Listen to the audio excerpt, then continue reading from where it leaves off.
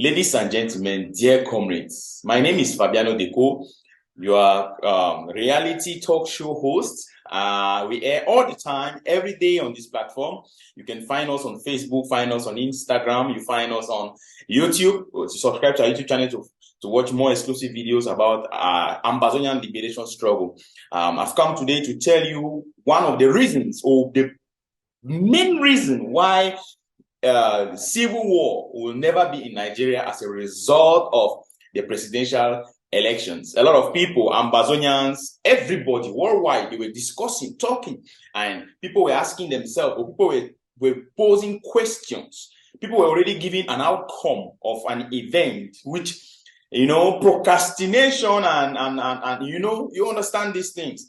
Now, people were predicting a kind of a warlike environment post elections in Nigeria, but they are seeing the contrary. Everybody is seeing the contrary, and Nigeria is coming down, and everybody is accepting the results of the Independent National Electoral Commission, INEC. And ladies and gentlemen, dear comrades, dear viewers, in our African context, we know that the opposition always stand his or her ground, and in most cases, they will pick up arms to defend their claims, or to stand by their argument that they were rigged or things like that. We've seen the position of Peter Obi. We've seen the position of Atiku Abubakar, and all of these people, they make sure that they follow exactly the right channel and procedures, going contrary to what you thought out there. We listen to what people say, Africans, Ambazonians, and everybody, what they are saying concerning the Nigerian elections. Now, we are post-election. We are already after the election, and we are examining situations that were probably being predicted by some political pundits out there, that Nigeria will plunge into war. Unfortunately, it has not satisfied their aspiration, and their expectation has not come to manifestation. Ladies and gentlemen, dear comrades, dear viewers, I want to tell you why, the main reason why you will not find a civil war in Nigeria as a result of the elections, or the presidential elections. Now, we've seen candidates we've seen testimonies we've seen evidence of how elections were rigged, of election malpractices everywhere. But the general good of the common man on the street will always be maintained. That is the good of not plunging the country, the Federal Republic of Nigeria, into war. Now, how is this happening? How did they come about this? I've come to tell you one of the reasons, and particularly I am addressing my Ambazonian friends, my Ambazonian comrades, my brothers and sisters, to tell you that you should copy this example. It's a good example. We always bring the good things for you to copy. Ask yourself a question: why is it that Peter Obi, why is it that Atiku Abubakar, they will never advocate for anyone to pick up arms to fight, or to use force to get the right things, or maybe to get what they want? Yes. Why is it that Peter Obi? Because it is not that they don't have the money to sponsor this. It is not that they don't have the mind, they don't have the means. They have all the means, they have the money, they have everything. It's not that they are lacking, right? It's not that they are handicapped to do these things, or they don't know what to do. Why is it that they did not pick up arms to fight or to stand against Tinubu, right? Everybody is respecting the results of INEC, irrespective of the fact that they are going to court. They are using legal and peaceful means to get to these things. Now, ladies and gentlemen, dear comrades, I want to reflect this particular scenario into the Ambazonian liberation struggle. How come? Listen attentively. In Ambazonian liberation struggle, leaders come together. They say they are united.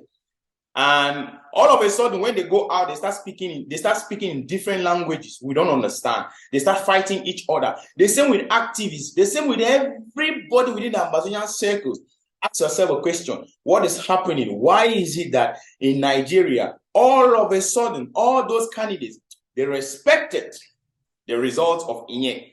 Respecting the result does not mean that they will not go to court, but they are not using arms to defend their claims.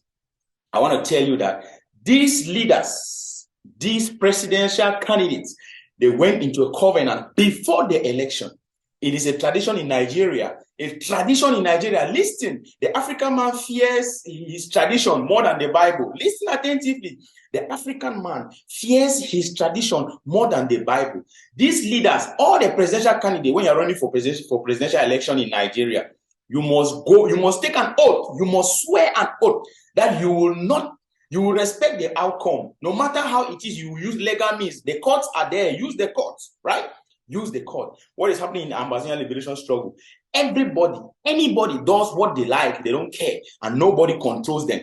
Leaders will tell you today that they are united. Tomorrow, what is happening? What's happening? It's a good example for Ambazonians to copy.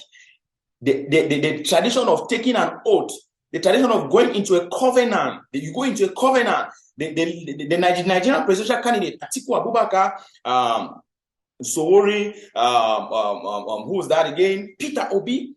It is not that they don't have the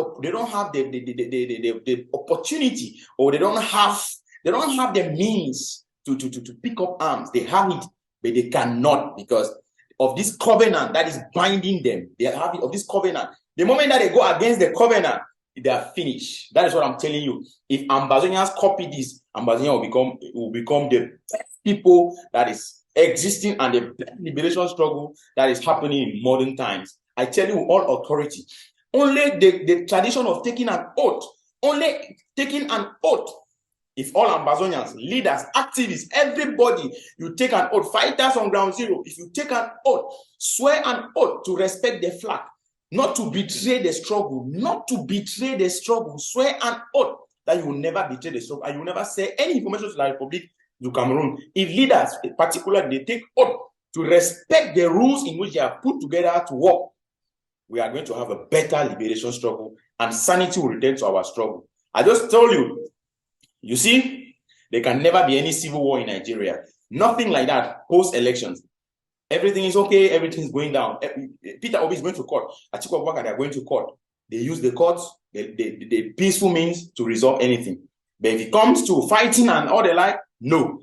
It's a no in Nigeria. Ladies and gentlemen, dear comrades, dear viewers, thank you very much for watching. I just thought it wise. Maybe I do this presentation to let you know why Atiku Abubakar, Peter Obi, they cannot pick up arms to fight Tinubu, to make their claims stronger, right? Their arguments stronger, that they won the elections, irrespective of the fact that we saw evidence of election rigging and election malpractices. They cannot pick up arms because before the election, they went into a covenant. Before the election, they swore oath. They swore that they will not do such a thing. If Ambazonian leaders can go into a covenant to protect the bike riders, to protect the taxi drivers, to protect buy and seller, to protect the grandmothers who are living in the village, if Ambazonian leaders can go into and swear, take a covenant that they will never talk to the Republic of Cameroon at midnight.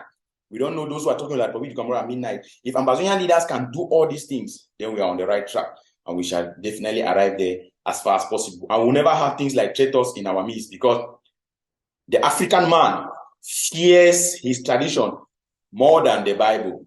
My name is Fabiano Deco. You can follow us on Facebook, follow us on Twitter, follow us on Instagram. Subscribe to our YouTube channel for exclusive videos about Ambazonian liberation. So see you in our next video. Thank you.